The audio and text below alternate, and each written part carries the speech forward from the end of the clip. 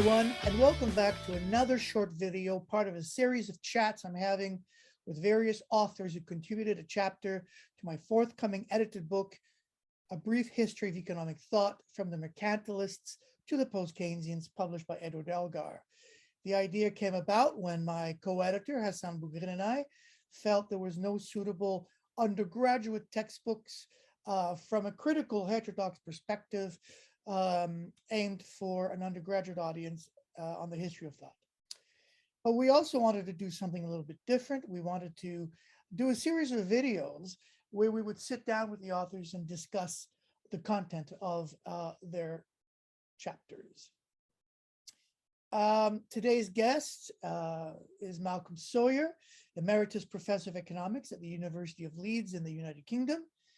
He was the lead coordinator for the EU-funded €8 million, 15-partner, 5-year project on financialization, economy, society, and sustainable development.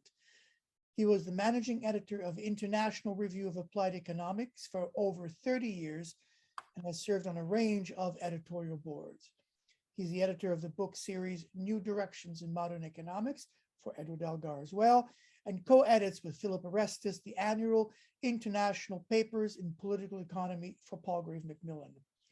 He's the author of 12 books, including The Economics of Michał Kalecki, and his most recent book is Can the Euro Survive? With Policy Press, and he is currently working on The Power of Finance, Financialization, and the Real Economy to be published by Agenda. He has edited or co-edited over 30 books.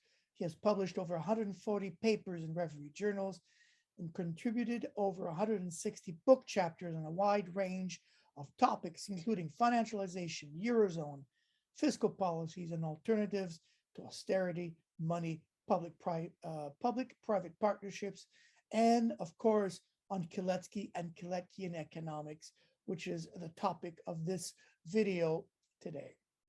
Malcolm, welcome back. Welcome and thank you for participating in this book and for sitting down with me. I'm just going to get right to the question. Your chapter is on Polish economist Michał Kalecki, who is the subject of quite a revival in the past decade and more. He's a contemporary of Keynes. It is chapter 6 of this book and follows a chapter on Keynes. Now, it is said that Kalecki developed the core idea of effective demand before Keynes, and many people, many authors, many economists believe that he should be considered the originator of that idea. What's your opinion on that? Well, Kalecki, of course, was born in Poland in 1899, and he was about 16 years younger than Keynes. So there was a sort of half a generation difference. And their first, 40 years of life were in rather different circumstances, comparing growing up in Poland often in degree of poverty compared to the life of Keynes. Keynes's general theory, of course, was published in 1936, and Kalecki could, I think, claim to have published some of the ideas on effective demand in papers starting in 1933.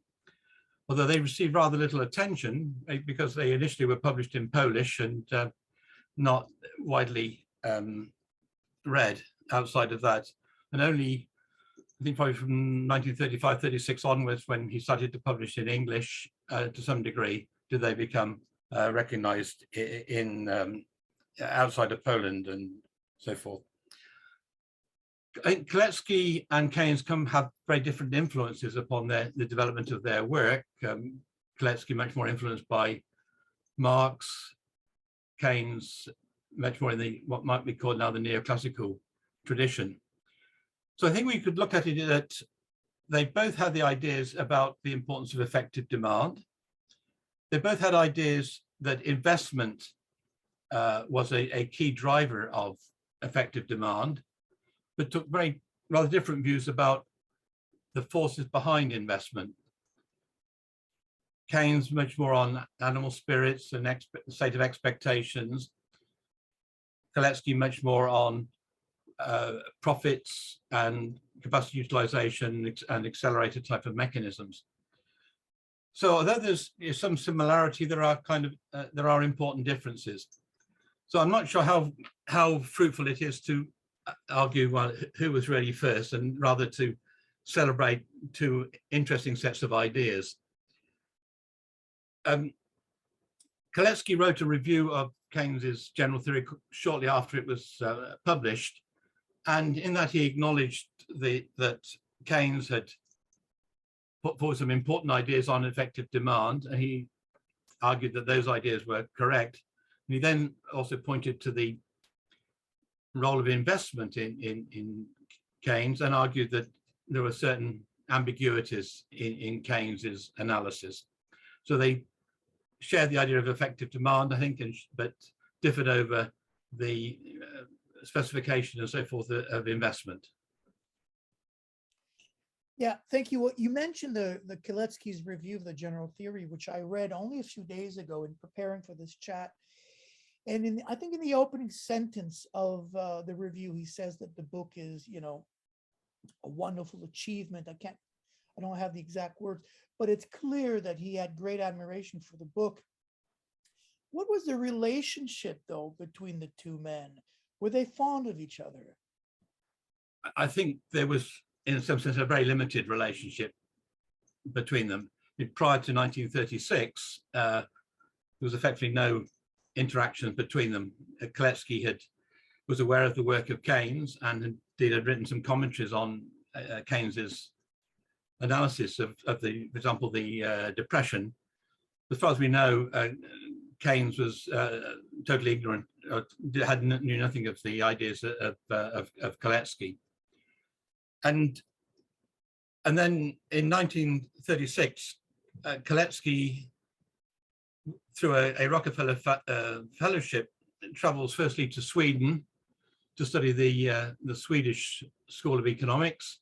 And whilst he's in Sweden, indeed discovers the publication of the general theory, and then comes to England and particularly to visit London and Cambridge and to interact with the Cambridge economists.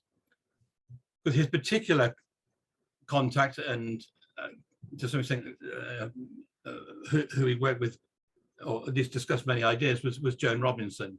And it was Joan Robinson that really introduced him, I think, into that Cambridge circle. His interactions with Keynes were, to some degree, Keynes and amongst others in Cambridge was very influential in securing a research post for Kalecki after his Rockefeller Foundation scholarship had ended, and after he had, for various reasons, decided to leave Poland. And Jan Toporowski, in his book Intellectual Biography of Kalecki, which I reference in the chapter, goes into some detail in terms of, on the one hand, the involvement of Keynes and others in securing a post for Kalecki, and to some degree the discussions that went on between them. Then there are a few other instances of interactions between Kalecki and Keynes. For example, Kalecki wrote and submitted to the Economic Journal a couple of papers, one of which was accepted and I think one of which was rejected. But in looking at the correspondence of that, you get this sense that there wasn't a great deal of often meeting of minds, and that the approaches to analysis, methodologies to some extent, assumptions made, did differ between them. And I think it would be difficult to see where Kalecki and Keynes in any sense influenced each other. They to some extent run on parallel lines, and then I think, as far as I know, their interactions ended in 1941 or thereabouts, and Kalecki went to work in Oxford on looking at the state of the world of the war economy, and also developing ideas which we'll come on to about fiscal policy and budget deficits. It's interesting to think what could have been if they had had a closer relationship and or working relationship. So we touched a little bit on Kalecki's ideas on, and he analyzed economic systems, capitalism, central planning, developing economies, really from the 1920s in Poland until his death in 1970. What was his general vision of the nature of the capitalist economy? I'm going to start by talking about some of his work that he was doing in the 1920s, which when he was looking at credit ratings of firms applying for loans and market research, economic and political journalism, and then looking at his first employment at a research institute, which was the study of business cycles and the preparation of reports on specific industries. And I tend to think that coming out of those studies on specific industries was his view that a capitalist economy was essentially oligopolistic or monopolistic, and there were tendencies towards monopoly and oligopoly, which may be enhanced over time. And I think to some extent that was reflected in his work on the degree of monopoly, which comes later. I think otherwise it's a view that the capitalist economy is essentially a conflictual society, conflicts between particularly labor and capital, between workers and capitalists. And so there's that always conflict in his I think in his models. He also, I think, saw, and because writing in the 1930s particularly emphasized, that capitalism tended to display unemployment. It had business cycles. It would then have crises. But there were all these elements of cyclical behavior and of unemployment as being a key characteristic of capitalism. And I think those were probably the major ones in this notion of big business, if you like, oligopoly on the one side, and on the other, the prevalence of unemployment cycles and so forth. Yeah, we'll come back to some of these ideas in a few questions. But he also portrayed investment as a key driver of aggregate demand and the interdependence between investment and profits. What are the mechanisms at work here, and what is the significance of the investment profits nexus? Well, there's in a way a two-way process between investment and profits. On the one side, much of the drive for investment is the drive for profits. Firms undertake investment in order to increase the capital stock, but also from that to gain profits. And they will only undertake investment if it is going to be profitable. It may also be that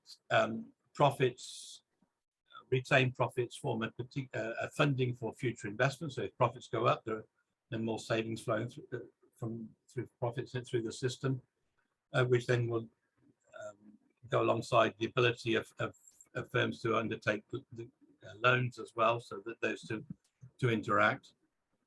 I think also under investment, there's also a strong kind of cyclical element, that one of the reasons that firms undertake investment is when they have a shortage of capacity. They're not going to invest if there's a large amount of spare capacity. Also, when profits change, and Kalecki emphasized, then firms will want to change their capital stock, and that leads to investment. So there's a kind of accelerated type of mechanism involved. But generally, the relationship is between a positive relationship between profits and expected profits and the desire to invest.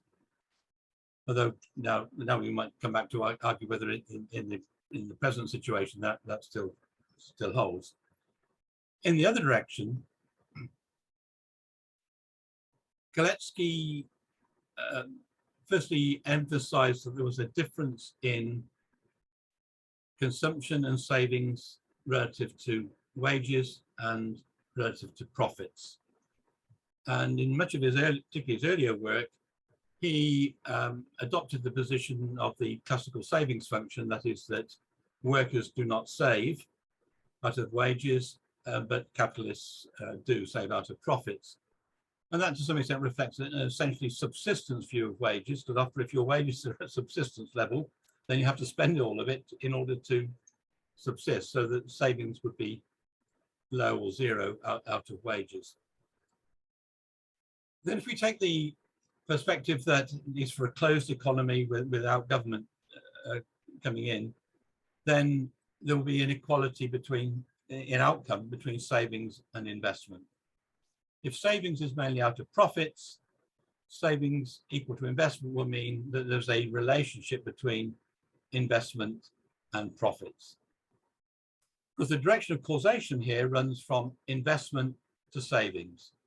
So it's the generation of investment leads to a generation of profits. And one of the interesting things about this is that we have a sort of micro-macro relationship here.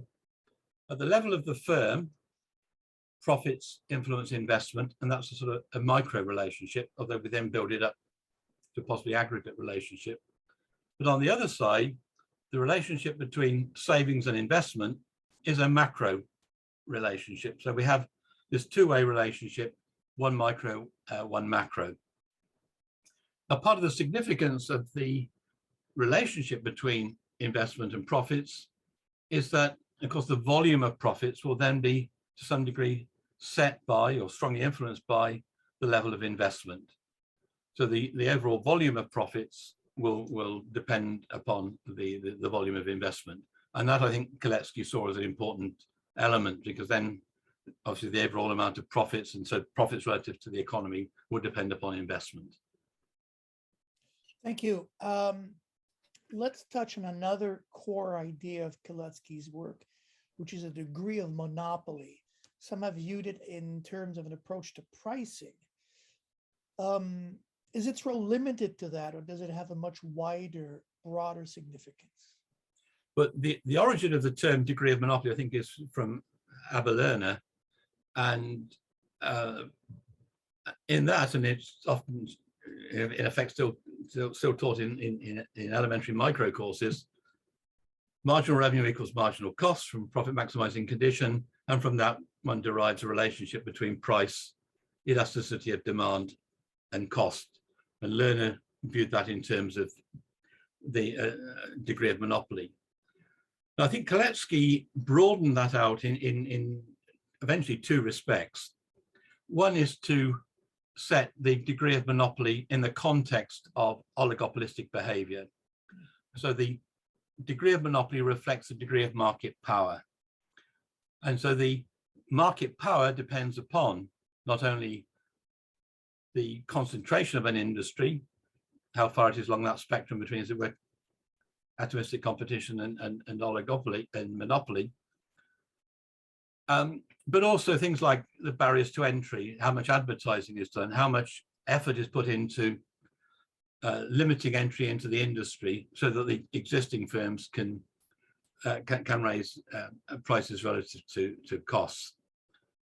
And in work towards the end of his life, Kalecki broadened it even further in order to view the degree of monopoly not only as the immediate market power of firms, but also their power over workers and their power in order to, in effect, reduce wages and thereby increase their profit margins thereby.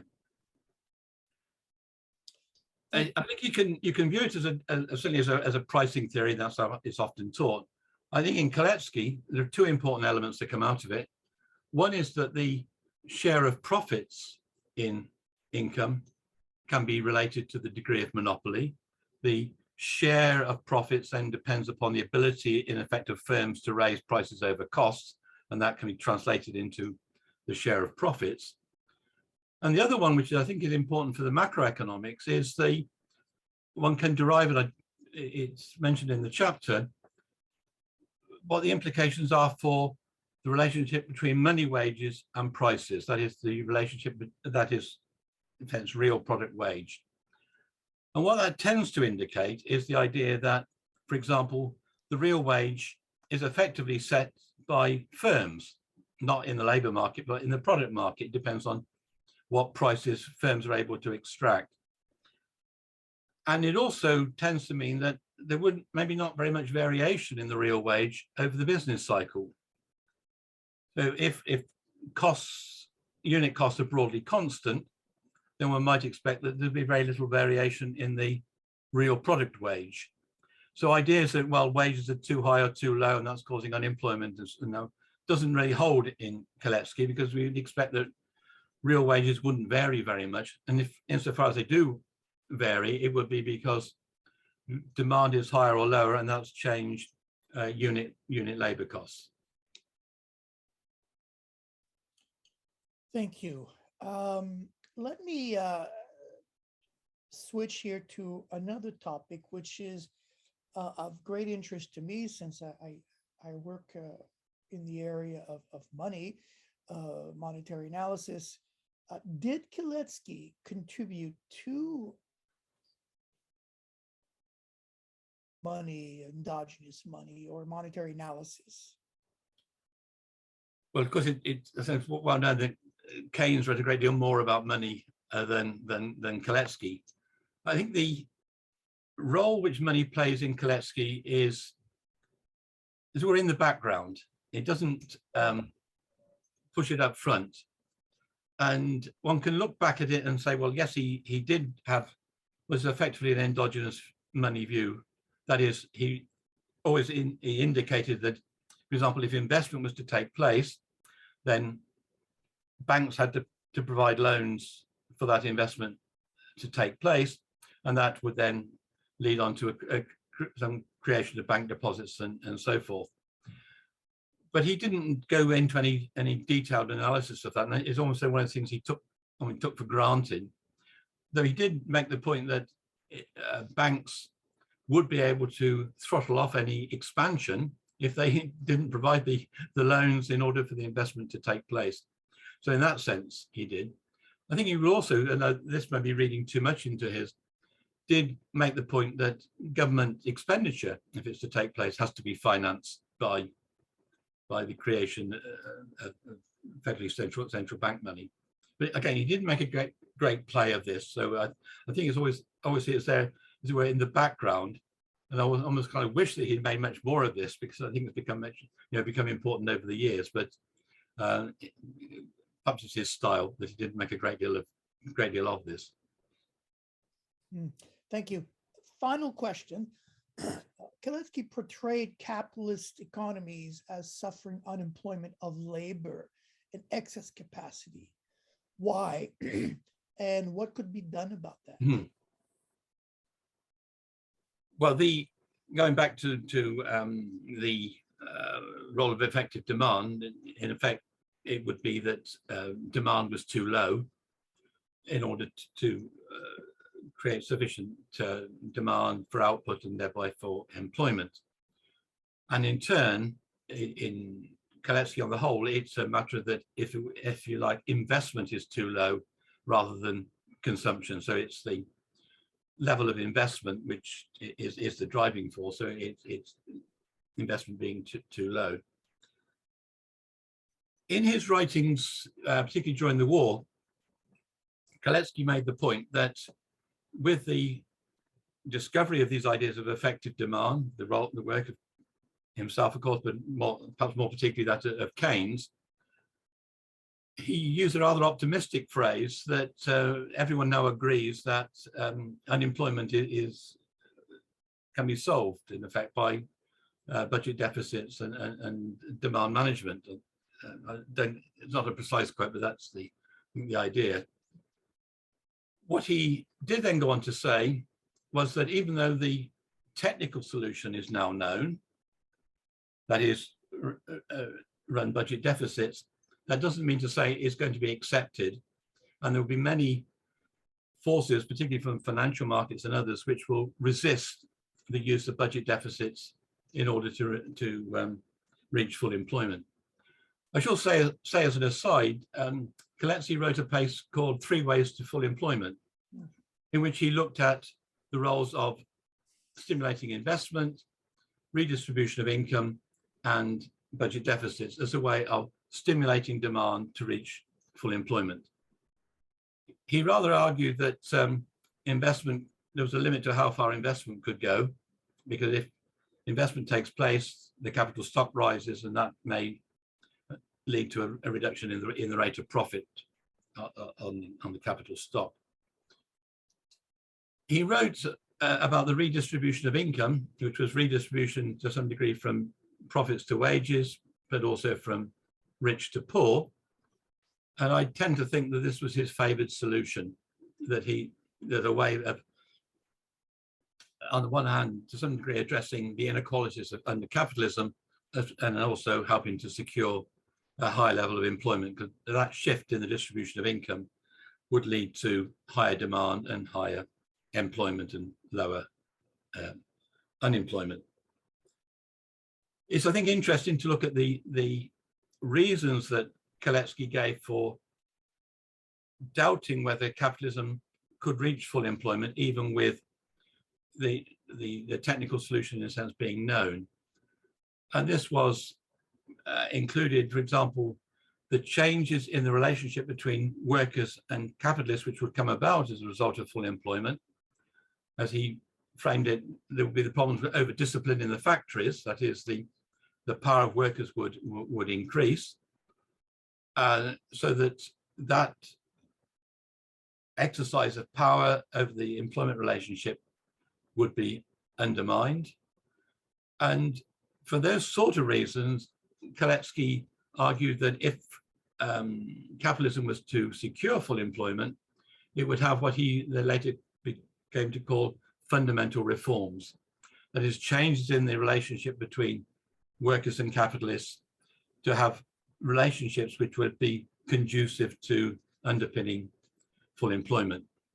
And in a posthumously published paper, he indicated that the type of reforms, the welfare state, the nationalization of industries, and so forth, would have enabled, to some degree, full employment to be reached. Unfortunately, he wrote this, but it was not only unfortunate it was published posthumously, but also he published it as that golden age of capitalism was coming towards an end, and those fundamental reforms were being undermined. So I think his approach to the securing of full employment is that we need, with the technical solutions, that is getting demand right, but also we need some fundamental reforms in terms of the way that the capitalist economy overall worked. And whilst that, to some extent, did have some effects during the 1960s, 1960s, the last, 40, 50 years now have rather reversed that, and we've, on the whole, had substantial years of unemployment after that. Malcolm, thank you very much. I'm just going to throw in a last question. I don't want to put you on the spot, but I think it's an important one. How relevant is Kalecki today? I mean, many of his writings are 50 years old and more. So how relevant, what can we take from Kalecki and apply it to the problems of today? I think the importance of effective demand, I would say issues to do with what Kalecki would have termed the degree of monopoly, but that whole power relationship between capital and labor and how that has changed through recently rising concentration again, but also through the processes of financialization. And a number of my colleagues have applied ideas about the degree of monopoly to look at financialization and its effect on profits. Others have looked at what I think comes out of essentially out of Kalecki or evolved into distinction between so-called wage-led and profit-led regimes. What are the factors which overall lead to whether wages or profits have more effect upon demand? So those sort of issues. I think it's also the case that, as with all macroeconomics, and indeed I think all monetary economics, is written against a particular set of institutional arrangements, so that there are parts of it which clearly have to be changed to reflect the changes in the institutional arrangements. So that in a number of places, Kalecki wrote of the constraints which balance of payments would place upon the achievement of full employment and expansion. And obviously, we now live in a much more globalized economy even than was the case when Kalecki was writing. So we have to extend that work in terms of the international economism, which of course many people have done.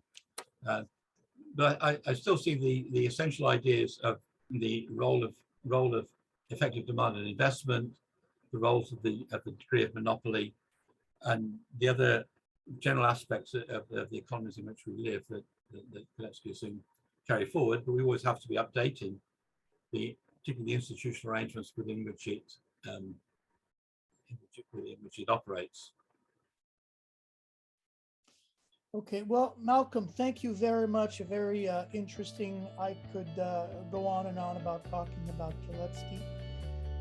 Thank you very much, and hope you're well and stay safe. Thanks. Bye. Bye-bye.